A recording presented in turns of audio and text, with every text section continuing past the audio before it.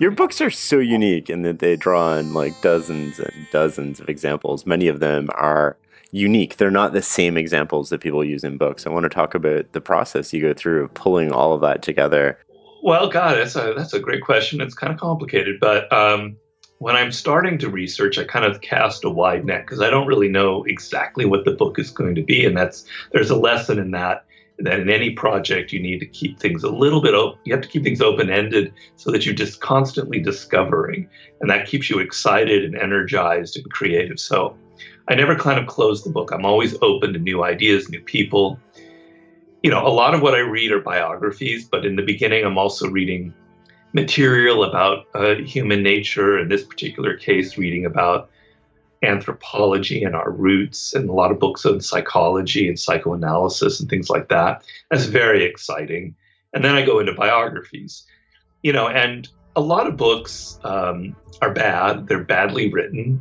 I'm not boasting or saying that I'm superior, but to me, it's just the truth. When I encounter a good book, my eyes light up, and there are plenty of great books out there. Don't get me wrong. And what makes a great book is the fact that the writer, you can tell, has put a lot of effort. They know their subject really well. They've thought about it deeply. They're not afraid to speculate. Their ideas.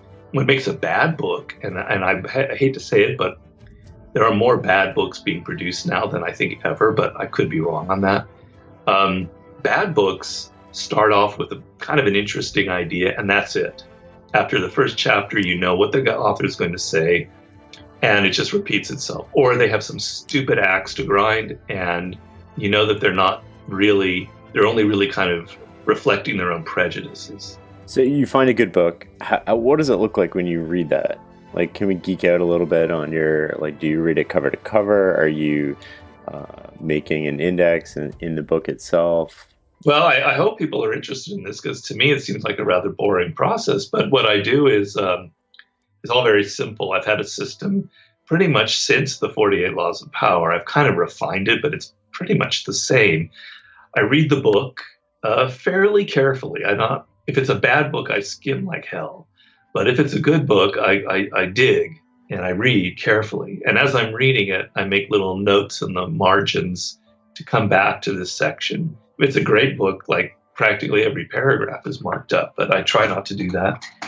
And then I go through the whole book, and then later, maybe a couple weeks later, I go back to the book and put it onto note cards. So I start from the beginning on the pages where I've made little notes, and I create themes. Now, in this new book, I have 18 themes, 18 chapters. It started out more, but that's what it is now. And so at the top of the card, I'll write envy or grandiosity or whatever the chapter is. And I'll take little notes so that each book I'm able to kind of categorize by theme, break each book down into these themes.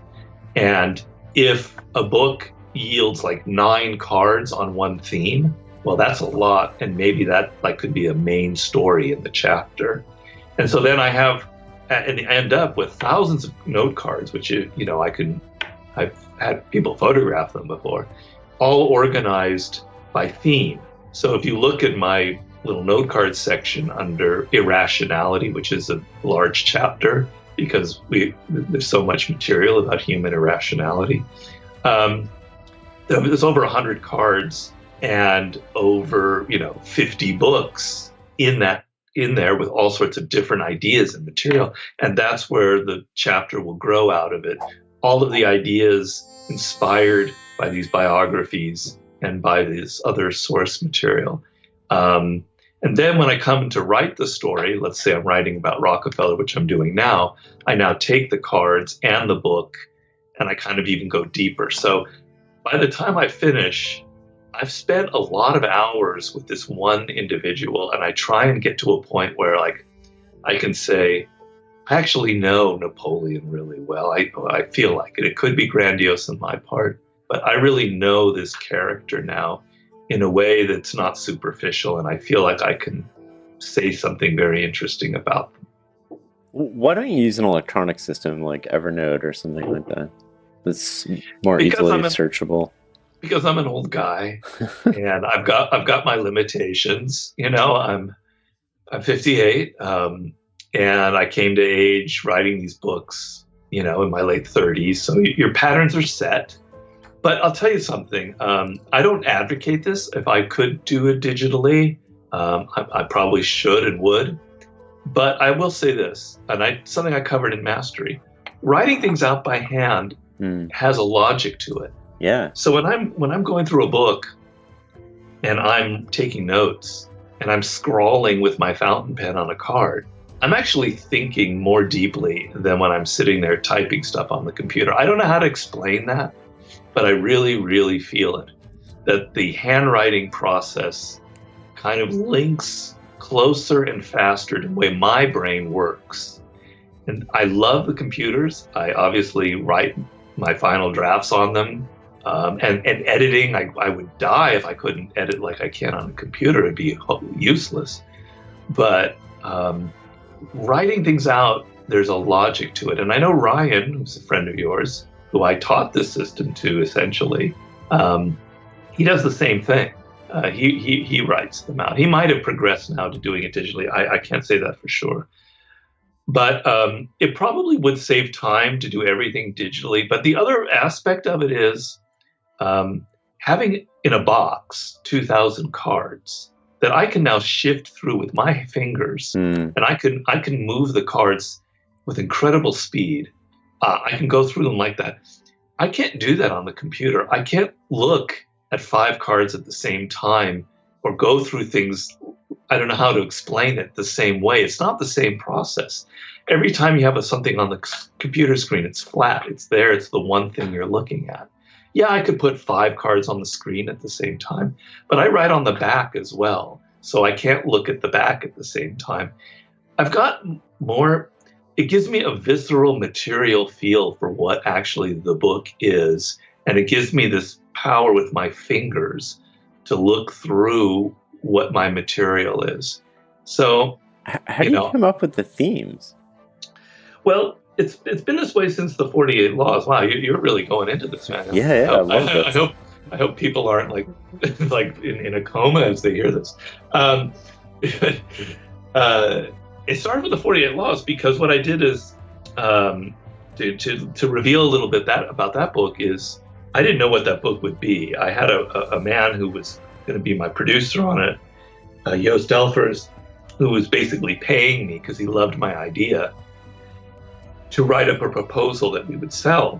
And I didn't know what the book would be. So I read Machiavelli, I read Sun Tzu, I read von Clausewitz, I read Nietzsche, I read all sorts of things.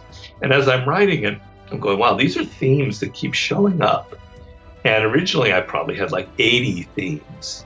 And then slowly I'm whittling them down. I compare it to like if you're a cook and you have a sauce, you want the sauce to reduce itself to this like perfect quantity, that it's not too strong and it's not too weak. I'm whittling down the 80 themes to what ended up being 48, the right amount for this sauce. So, it's the same here. I did all this research and here are these elements of human nature, and I ended up with probably about 30. And then I ended up with 24 when I started writing the book. Some of them are obvious, like envy and grandiosity and irrationality, but some of them weren't so obvious. And the research revealed stuff I hadn't thought about. And so it's a growing process. And I said, you keep it open, because if you go into a book, I know exactly what it's going to be and how many chapters and what it dies on the vine. You asked me originally about what makes a good book. A good book is you can feel it alive. You can feel it vibrating. The character comes alive. You can sense the brain matter of the writer is like flickering on the page. They're alive. And a dead book, it's just sort of, the author doesn't have any energy. The person they're writing about doesn't come to life. The ideas have no sparkle to them. So you have to, I talk about this in Mastery, if you bring energy and aliveness to the process, it shows in your writing. So I have to keep things open.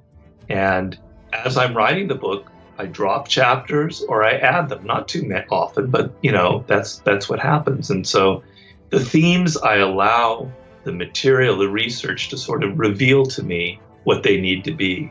Are you always reading history and biography, or are you reading new nonfiction books? I read new nonfiction, but I try sometimes to avoid that for a reason. There's a method to that. So, for instance, like Malcolm Gladwell is a writer, very fine writer, who people compared me to. I don't, he's much more successful than I am. He's a great writer, but I try not to read his books because I don't want to be covering or overlapping or being inspired by what's already out there. I want to hit something new. I want to be original. I want to say something that comes from my brain. Dead writers is easier for me to do that with. Obviously, not everything comes just from me. I mean, 95% is from other writers. That's the process involved. But that 5% of me is really important. So I try not to read too much of contemporary nonfiction. Some of it, quite honestly, is really bad. I just say it outright. I read books about envy, or I have them on my shelf. I have dozens of them, and they're so thin and they're so unthought through, and they're so irritating that I much prefer the way people write biographies now than nonfiction. There are some exceptions. I know if I thought deeply enough, I could come up with some really great nonfiction books that are read recently. I must say, for instance, the books on anthropology that I read are fantastic. So Jared Diamond, all of his books are great. I have no problem with that. And I read a book called War Before Civilization. These that came out in the 90s. Great book about warfare among hunter-gatherers, etc. So there are plenty of great scientists and anthropologists writing very fascinating books, but I don't like to read too much contemporary popular nonfiction so that I can make sure I'm not repeating what's already out there.